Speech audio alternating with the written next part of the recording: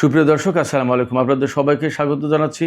এখনকার আলোচনা আপনাদের সঙ্গে আছি আমি সিরাজুল ইসলাম। দর্শক, ইরানের সাথে আমেরিকার চুক্তির ভেতর দিয়ে মার্কিন সাম্রাজ্যের পতন শুরু হলো কিনা, এই প্রশ্ন তুলেছেন খোদ মার্কিন সাংবাদিক টাকার কার্লসন। শুধু তাই না, মার্কিন সিনেটের পররাষ্ট্র সম্পর্ক বিষয়ক কমিটির সদস্য জিন শাহিন তিনি সুস্পষ্ট করে বলেছেন, ইরানের সাথে চুক্তির মাধ্যমে প্রেসিডেন্ট ডোনাল্ড ট্রাম্প আমেরিকাকে প্রকৃতপক্ষে আত্মসমর্পণ করেছেন। প্রশ্ন হচ্ছে, আসলে মার্কিন সাম্রাজ্যের পতন শুরু হলো কিনা এবং আমেরিকা সত্যি সত্যি ইরানের কাছে আত্মসমর্পণ করলো কিনা। এই প্রশ্নগুলোর জবাব খুঁজতে গেলে প্রথমে আমাদের নজর দিতে হবে এই যে চুক্তি হলো আমেরিকা এবং ইরানের মধ্যে, এই চুক্তিতে কি বলা হয়েছে। আমি একই সাথে আপনাদের কাছে আরেকটি তথ্য জানিয়ে রাখি। টাকার কার্লসন তিনি বলছেন 1956 সালে সুয়েজ সংকটের ভেতর দিয়ে ব্রিটিশ সাম্রাজ্যের যেভাবে পতন ঘটেছিল, তেমনিভাবে ইরানের সাথে চুক্তির মাধ্যমে মার্কিন সাম্রাজ্যের পতনের শুরু হলো। আসলে কি তাই? আপনারাই বা কি মনে করছেন? সুপ্রিয় দর্শক, এই বিষয়গুলো নিয়েই আমি আজকের ভিডিওতে একদম পুঙ্খানুপুঙ্খ ব্যাখ্যা করার চেষ্টা করব। যথেষ্ট বিস্তারিত বলবো। আশা করি আপনারা শেষ পর্যন্ত সঙ্গে থাকবেন। আর ভিডিও ভালো লাগলে লাইক, কমেন্ট, শেয়ার করবেন এবং চ্যানেলটি সাবস্ক্রাইব করে সাথেই থাকবেন। দর্শক, চলুন মূল আলোচনায় চলে যাই। মূল আলোচনা মার্কিন সাংবাদিক, তিনি ফক্স নিউজের একসময় বেশ বিখ্যাত সাংবাদিক ছিলেন, টাকার কার্লসনের বক্তব্য দিয়ে তিনি বলছেন, ইরানের সাথে আমেরিকা যে চুক্তি করেছে, এই চুক্তির মধ্য দিয়ে মূলত মার্কিন সাম্রাজ্যের পতন শুরু হলো। তিনি একই লেখায় বা একই বক্তব্যে বলেছেন যে 1956 সালে সুয়েজ সংকট যে শুরু হয়েছিল, এই সুয়েজ সংকটের ভেতর দিয়ে ব্রিটিশ সাম্রাজ্যের যেভাবে পতন শুরু হয়েছিল, তেমনিভাবে ইরানের সাথে চুক্তি করে আমেরিকা তার মার্কিন সাম্রাজ্যের পতন শুরু করলো। একই সাথে পররাষ্ট্র সম্পর্ক বিষয়ক সিনেট কমিটির সদস্য জিন শাহিনও বলছেন, আমেরিকা প্রকৃতপক্ষে ইরানের কাছে আত্মসমর্পণ করেছে। এখন এই দুটো বক্তব্যকে যদি আমরা বিশ্লেষণ করতে যাই, তাহলে আমরা কি দেখব? এই জন্য ইরানের সাথে আমেরিকার যে চুক্তি হলো, এই চুক্তির দিকে আমাদেরকে যেতে হবে।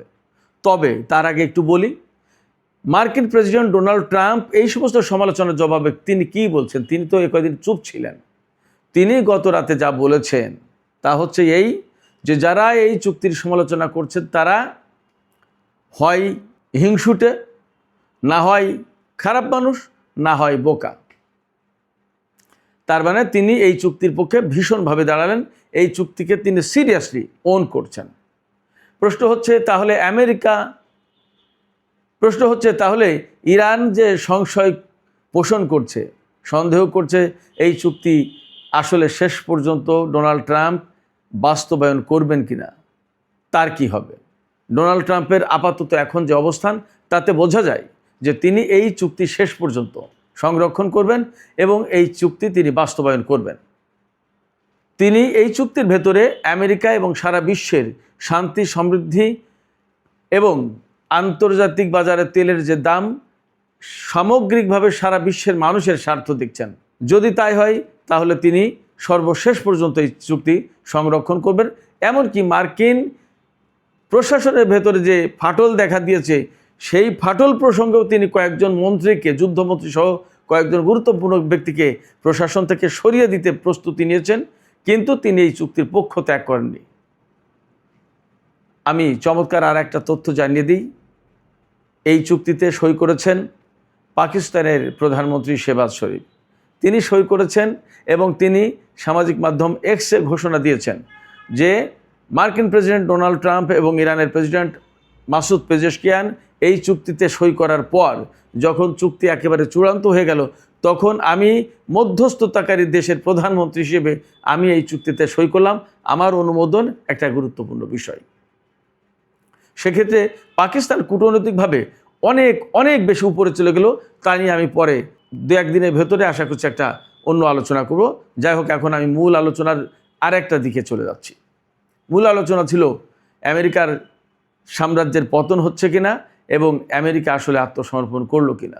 সেখানে টাকার কার্লসন বলছেন যে এই চুক্তির ভেতর দিয়ে সুয়েজ সংকটের পুনরাবৃত্তি হলো, অর্থাৎ সুয়েজ সংকটের মধ্য দিয়ে ব্রিটিশ সাম্রাজ্যের যেমন পতন হয়েছিল আমেরিকারও তাই হতে যাচ্ছে। এখন প্রশ্ন হচ্ছে সুয়েজ সংকটটা কি ছিল? আমরা সবাই জানি মধ্যপ্রাচ্য থেকে তেল গ্যাস নিয়ে বা মধ্যপ্রাচ্যের সাথে যোগাযোগ বা এশিয়ার সাথে যোগাযোগ যদি অনেক ঘোরা পথ এড়িয়ে সহজে করতে হয় ইউরোপ এবং আমেরিকার, তাহলে আটলান্টিক সাগর দিয়ে ভূমধ্য সাগর দিয়ে যদি মধ্যপ্রাচ্য অর্থাৎ ভারত মহাসাগর, লোহিত সাগর হয়ে ভারত মহাসাগরে যাওয়া আসা করা যেত তাহলে সহজ হতো।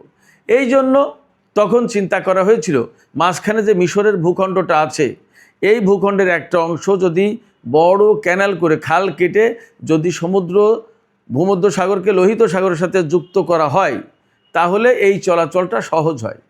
মধ্যপ্রাচ্য থেকে যে জাহাজটা বেরিয়ে সুয়েজ খাল দিয়ে আমেরিকায় যায়, যে জাহাজটা 21 দিন লাগে বা 22 দিন লাগে, সেই জাহাজটা সুয়েজ খাল দিয়ে না গিয়ে যদি আফ্রিকার উপকূল ঘুরে যায় তাহলে প্রায় 30 দিনের বেশি লাগে কিংবা তারও বেশি লাগে, অর্থাৎ বিরাট একটা বড় সময়ের গ্যাপ পড়ে।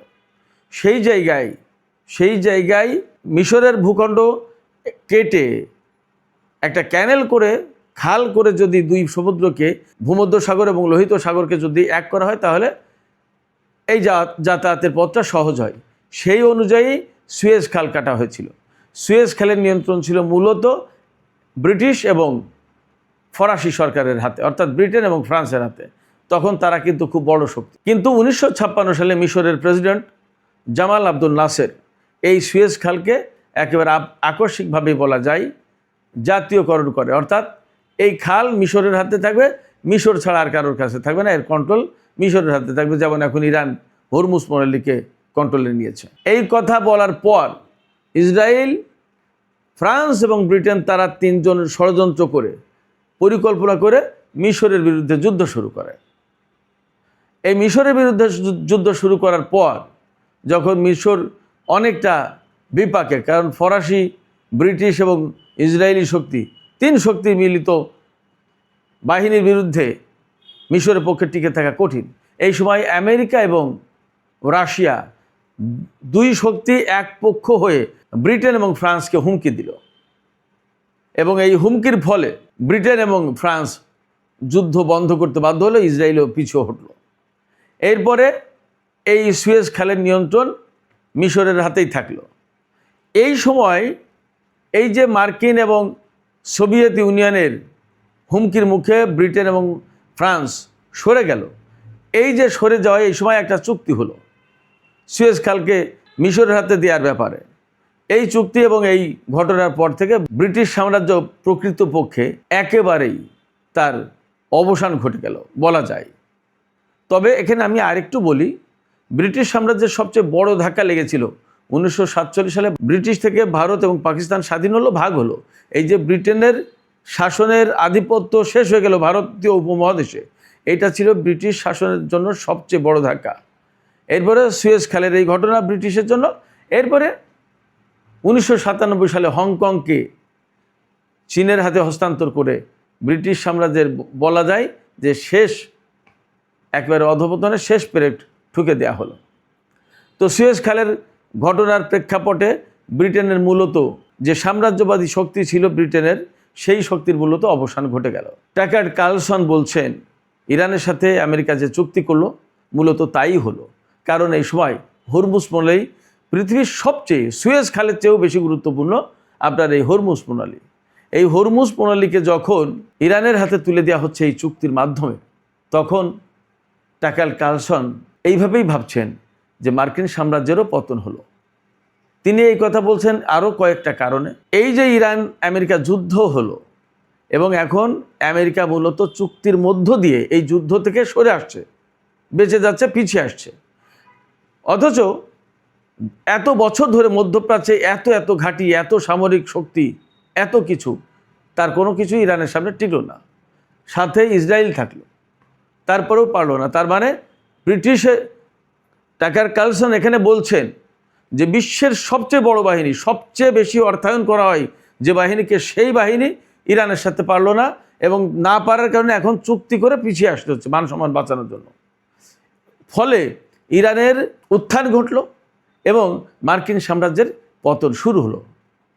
একইভাবে জিন শাহিন, সিনেটর জিন শাহিন, তিনিও বলছেন আমেরিকা মূলত এই চুক্তির মাধ্যমে আত্মসমর্পণ করলো ইরানের কাছে। এখন প্রশ্ন হচ্ছে, ইরানের সাথে যে আমেরিকার চুক্তি হলো, এই চুক্তিতে আসলে কি আছে?